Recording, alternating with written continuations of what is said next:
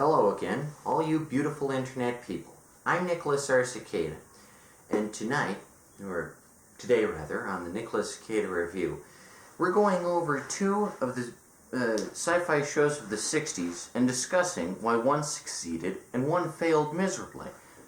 The two shows I'm talking about, of course, are Star Trek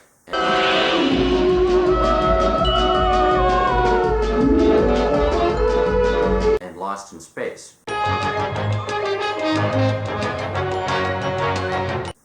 So let's get right into it.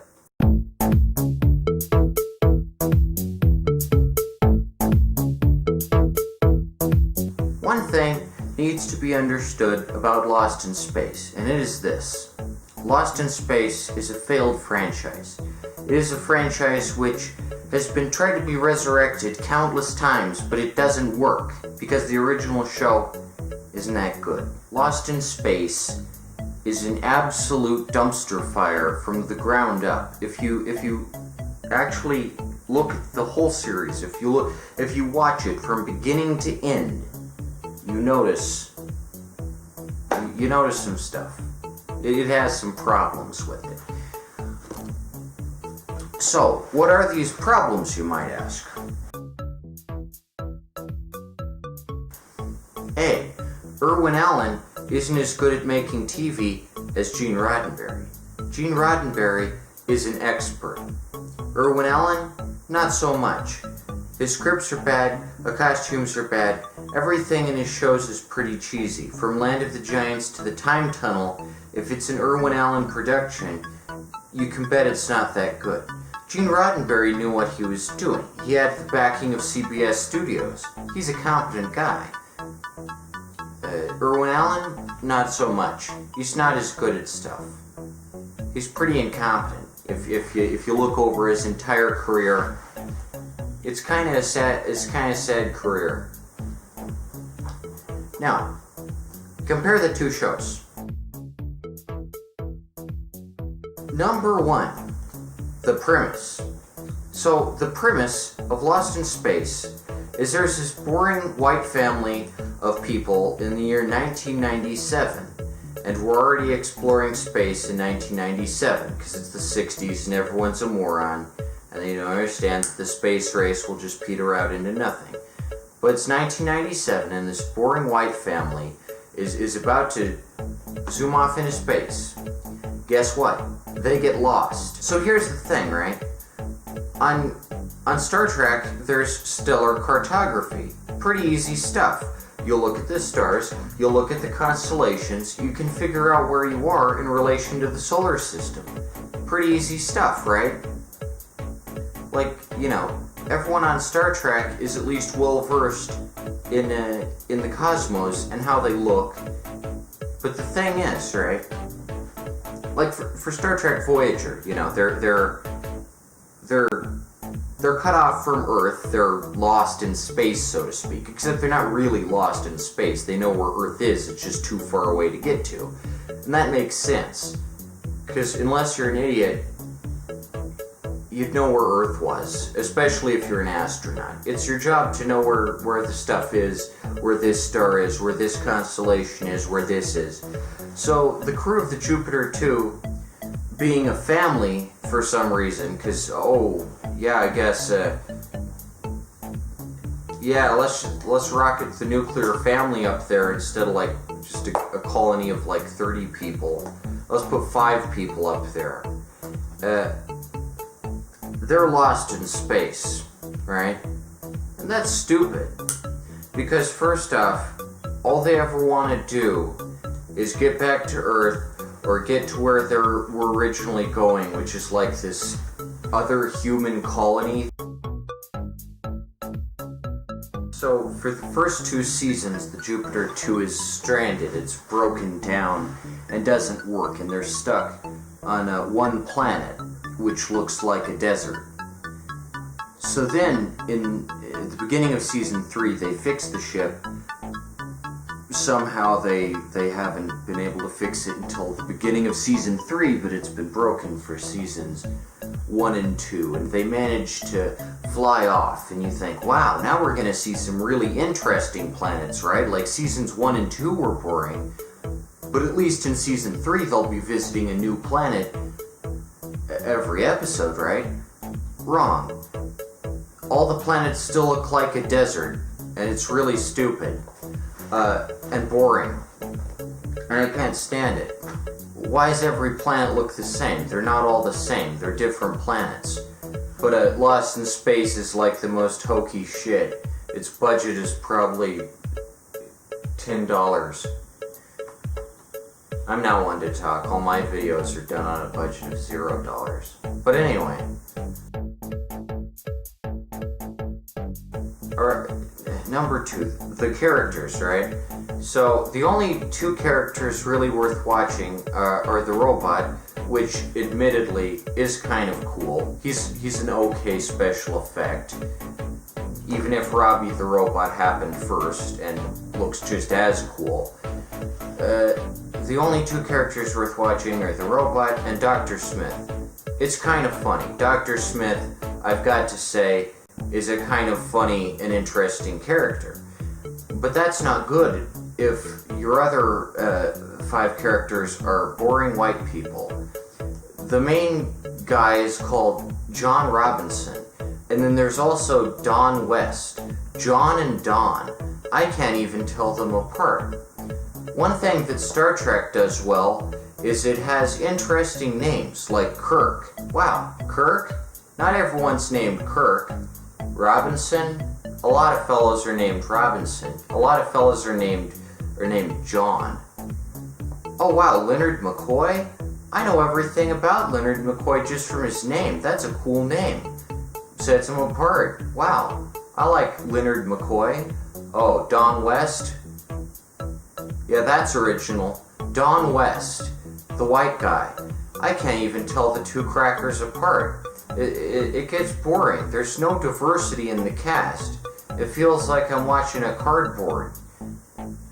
Star Trek, the cast is diverse and interesting and fun to watch because they play off each other. Lost in Space kind of tries to do this with Dr. Smith and the robot. In fact, their conflict feels a little derivative. It's almost like the robot is Spock and Dr. Smith is McCoy. Except not as well acted, and Dr. Smith is like, "You blithering pumpkin," and the robot's like, "Danger, beloved, the danger, beep boop, beep boop, boop, beep boop." It's stupid, but admittedly, the robot's kind of neat to watch, and Dr. Smith's kind of funny. Everyone says that he's like evil. He's not evil, he's just a buffoon. He's less evil than Harcourt Fenton Mudd. Common misconception. Dr. Smith is not evil. He's the most tame weak sauce that the galaxy has ever seen. Another thing. Are the aliens diverse on Lost in Space? Are the aliens different? Maybe the humans are the same, but are the aliens different? No, the aliens aren't different. We got so many cool aliens on Star Trek. We got the Tholians, we got Balok, we got the Hordak, we got all these different aliens coming together, and each of them evolved differently, each looks different, each has a distinct characteristic. Lost in Space, right? Rather than them coming to the aliens just come to them. And they always make the exact same noise when they appear out of nowhere. They all just appear out of nowhere. I mean, it's special effects on the level of like 1910, when you'd stop the film and then, not there anymore, and now I am there again. That kind of stuff. You just cut, oh, he's not there anymore, now he is there, wow. And every time that these little aliens pop in and out of frame, there's the exact same sound effect. It's like, ding! And it's freaking stupid, because the aliens in Star Trek don't do that. The aliens in Star Trek present themselves in a multitude of ways. The aliens in Lost in Space look cheap. I don't know about this personally, because, admittedly, the aliens in Star Trek also look like a bunch of cardboard and papier-mâché glued together. But Gene Roddenberry knows how to make them interesting, so I don't care. a lot of the aliens in Star Trek are pretty epic and made to look cool. A lot of the aliens in Lost in Space are just people in costumes. There's no puppets, but a lot of the aliens are just stupid and racist. Like, there's a guy who's supposed to be a Mexican, and he has a big sombrero and a bunch of bullets slung over his shoulder, and he talks about how he's made of gold. And then there's some vegetable people. Everyone talks about the vegetable people like they're so cool. They're not that great. Star Trek could never do something so stupid. Why does everyone praise all these vegetable people? It's frickin' stupid. The episode of Gilligan's Island with the radioactive vegetables is a lot more fun than the episode of Lost in Space with the people in the stupid-looking vegetable costumes. That's the main difference. Star Trek is classy. Lost in Space is stupid and bad. There's one episode of Lost in Space where Billy Mooney and the robot travel to the Mirror Universe. And if that sounds familiar, it's because Star Trek has an episode with the Mirror Universe, and it's pretty cool, because Spock has a beard. Wow. And there are actual stakes, right? In the episode Lost in Space, it shows the evil John Robinson. He's just as boring as he is in the normal universe, except he has weird clothes, and the planet has lightning. Oh, crazy! You frickin' genius, Irwin Allen. Yeah, you're a master of science fiction. Like he has like this stupid looking outfit where it's like a checkerboard or something, and then he lives in a cave, or it's very stupid and weak and implausible. Star Trek knows what it's doing. Okay, so the final gripe is the ending. How do these two shows end? Well, admittedly, Star Trek doesn't have a very good ending. Last episode, Turnabout Intruder, doesn't really bring any finality to the series. Doesn't mean anything. Who knows what happens, you know? But Star Trek was able to recover from that with Star Trek The Motion Picture, which reintroduces the characters about a decade later, and it's epic and cool. And then we got Star Trek The Next Generation. Star Trek is a series which people enjoy, so it deserves to be praised. And, you know, while the series didn't end so hot, and there are only 79 episodes, which is sad for a show that shaped science fiction as we know it, it's okay. You know, I don't like the Janice Lester episode, but, you know, there doesn't have to be an end, because it's only 3 years into their 5-year voyage, so there's more adventures up ahead. You know, the universe has infinite potential. Last episode of Lost in Space, the White family gets to the colony where they were supposed to be, except it's not really the colony. They're aliens, and they're hippies, and they fill Billy Mooney's head with counterculture rubbish, and then they manage to escape. Who knows if they'll ever get to where they're going, why they want to get to where they're going. Maybe they should just go back to Earth. Who knows? None of it makes any sense. There's no continuity, no character arcs, nobody learns anything. Everyone just is like, oh man, that planet wasn't really where we were going, so it tries to be a final episode, but it's not, because it's not where they were going. And they still don't know where they're going, and they're still incompetent. Would I say that Lost in Space is a ripoff of Star Trek? No. Would I say Lost in Space wants to be Star Trek? Yeah, everyone wants to be Star Trek, because Star Trek is freaking cool. Lost in Space is freaking garbage. Is there an alternative I would recommend? Yes, there is an alternative I would recommend. The very underrated Irwin Allen show Voyage to the Bottom of the Sea with David Hedison and Richard Basehart. It's pretty cool. Voyage to the Bottom of the Sea. It's cooler than Lost in Space, and the concept is pretty original. They're in a submarine instead of a spaceship. That's nice. That's neat. I like Voyage to the Bottom of the Sea, and some of the ideas, admittedly, are pretty interesting. Not so with Lost in Space. It's all boring. We got before I end this, I gotta mention the two failed revivals of Lost in Space. We got the 90s movie. I remember I watched this thing as a kid and I thought, well, that's stupid. Because even as a child, I had basic taste in what sci-fi was good and what sci-fi was garbage.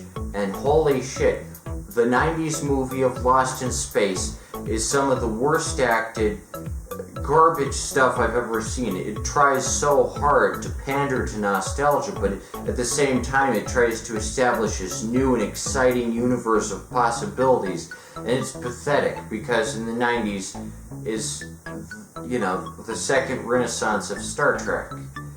It's pathetic. Lost in Space, the movie, is trash. Everyone hyped it up for about a year, and then it came out and nobody gave a shit because it was bad.